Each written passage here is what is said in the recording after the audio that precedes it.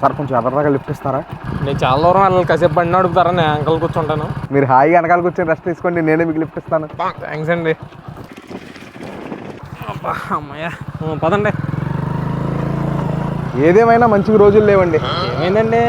లేకపోతే ఏంటంటే ఇందాక నుంచి అసలు ఎన్ని మంది లిఫ్ట్ అడిగాను, ఒక్కడా ఆపడే. అవునా? నాలా ఉన్న మంచిదనమే బయటకు వచ్చి మోటార్ సైకిల్ వేసుకొచ్చినట్టు మీరు వచ్చారు. సార్ ఒకసారి బండి ఆపండి సార్. ఏమైందండి? ముందు బళ్ళు ఆపుతున్నారు. బండి పేపర్లు ఉన్నాయా లేవా? అన్నీ ఉన్నాయి కానీ ఎందుకు వచ్చిందండి? అసలే మనం చాలా దూరం వెళ్ళాలిగా.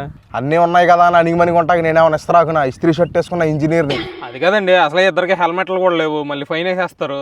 ఓపెన్ చేయండి, మీరు పదండి, నేను నడిచి వచ్చేస్తాను. సరే, ఈ లోపు నేను హ్యాండిల్ చేస్తాను, మీరు వచ్చేయండి. ఎంతకు బండికి అయితే ఇక్కడ ముందే ఉన్నాయి చూడండి. సరే సరే, మీరు వచ్చేయండి. పక్కది ఏంటండి ఇది? అర్జెంట్ పని మీద వెళ్తుంటే పేపర్లో పొల్యూషన్ అని చెప్పి మధ్యలో ఆపుతారు, మాకు మాత్రం పనులు ఉండవా? ఎందుకు కంగారు? పేపర్లు చూపించి వెళ్ళిపోండి. ఇవ్వండి.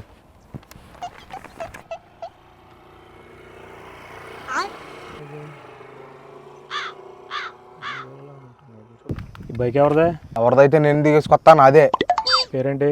నా పేరు సాయి, కానీ పేపర్స్ నా ఫ్రెండ్ పేరు మీద ఉన్నాయి. చూడు, కరెక్ట్గా ఉన్నాయని చూడు.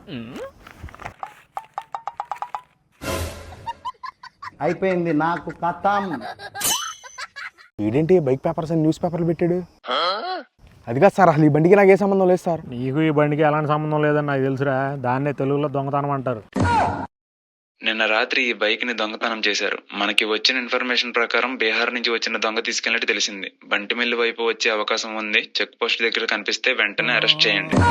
खत्म, bye bye, tata, good bye, गया.